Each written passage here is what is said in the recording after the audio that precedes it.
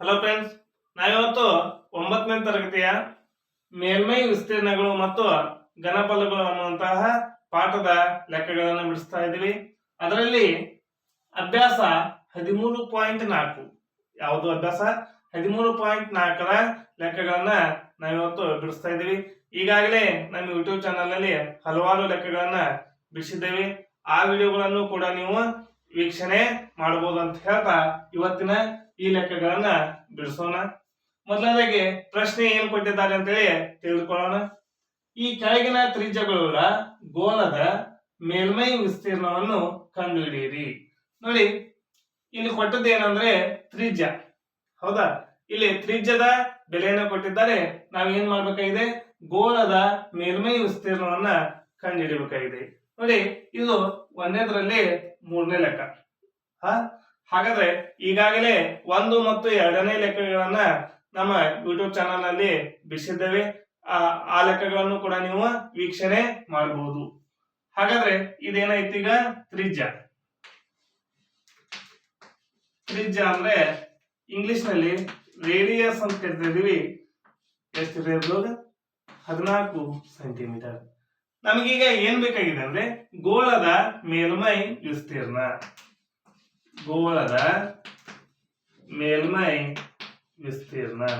ಹಾಗಾದ್ರೆ ಗೋಳದ ಮೇಲ್ಮೈ ವಿಸ್ತೀರ್ಣ ಕಂಡುಹಿಡಬೇಕಂದ್ರೆ ನಮಗೇನ್ ಗೊತ್ತಿರಬೇಕು? ಸೂತ್ರ ಗೊತ್ತಿರಬೇಕು. ಆ ಸೂತ್ರ ಯಾವುದು ಅಂದ್ರೆ 4πr². 4πr². ಹಾಗಾದ್ರೆ ಇದನ್ನ ಯಾವ ರೀತಿಯಾಗಿ ಬರ್ಕೋಬಹುದು ಅಂದ್ರೆ 4 ಅಂದ್ರೆ 4 ಗುಣಿಸು 5 ಗುಣಿಸು r² ಅಂದ್ರೆ r ಗುಣಿಸು r. ಈ ರೀತಿಯಾಗಿ ನಾವು ಅದನ್ನ ಬರ್ಕೋಬಹುದು. ಅಂದ್ರೆ ಈ ರೀತಿಯಾಗಿ ಬರ್ಕೊಂಡಾಗ ನಮಗೆ ಲೆಕ್ಕವನ್ನು ಮಾಡಲು ಈಜಿ ಆಗ್ತದೆ, ಸುಲಭವಾಗ್ತದೆ. ನೆಕ್ಸ್ಟ್ ನೋಡಿ, 4 ಅಂದ್ರೆ 4, ಪೈ ಬೆಲೆ ಎಷ್ಟು?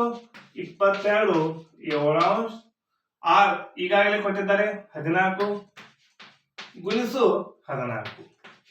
ನೋಡಿ, 6 ಗುಣಿಸು 6 14 ಗುಣಿಸು 14. ಈಗ ಇವರು ಅಂದ್ರೆ 7 2 ಕಟ್ತಾ ಹೋಗ್ತಾ ಇದೆ.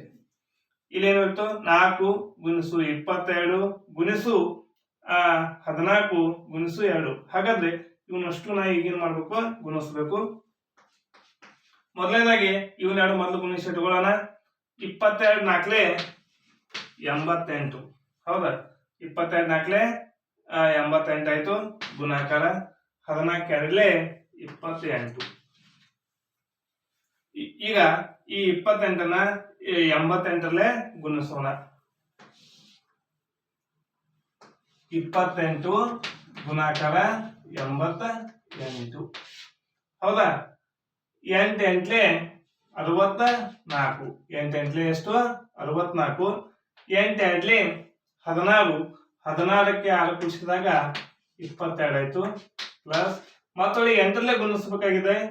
ಗುಣಿಸುವ ಅವಶ್ಯಕತೆ ಇಲ್ಲ, ಇದನ್ನೇ ಬರೆದು ಬಿಡೋಣ. 4 ಇಲ್ಲಿ 2 ಇಲ್ಲಿ 2. ಈಗ ಕೂಡಿಸೋಣ.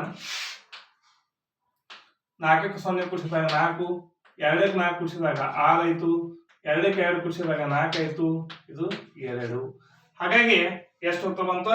2464. ಇದನ್ನು ಗುಣಿಸಿದಾಗ ನಮ್ಗೆ ಎಷ್ಟು ಬಂತು? 2 4 6 4. ಹೌದಾ? ನಾವೇನ್ ಕಂಡಿಡ್ತಾ ಇದ್ವಿ? ಗೋಳದ ಮೇಲ್ಮೈ ವಿಸ್ತೀರ್ಣ. ವಿಸ್ತೀರ್ಣ ಅಂದ್ರೆ ಚದರ ಸೆಂಟಿಮೀಟರ್. ಕೊನೆಯದಾಗಿ ಗೋಳದ ಮೇಲ್ಮೈ ವಿಸ್ತೀರ್ಣ ಇಕ್ವಲ್ಟು 2464 ಚದರ ಸೆಂಟಿಮೀಟರ್. ಈ ರೀತಿಯಾಗಿ ನಾವು ಸಿಸ್ಟಮೆಟಿಕ್ ಆಗಿ ಬರೆದುಕೊಳ್ಳಬಹುದು. ಈ ವಿಡಿಯೋ ನಿಮ್ಗೆ ಇಷ್ಟ ಆಗಿದ್ರೆ ಲೈಕ್ ಮಾಡಿ, ಶೇರ್ ಮಾಡಿ, ಸಬ್ಸ್ಕ್ರೈಬ್ ಆಗಿರಿ. ಹೀಗೆ ನಮ್ಮೆಲ್ಲ ವಿಡಿಯೋಗಳನ್ನ ನೋಡ್ತಾ ಇರಿ. Thank you.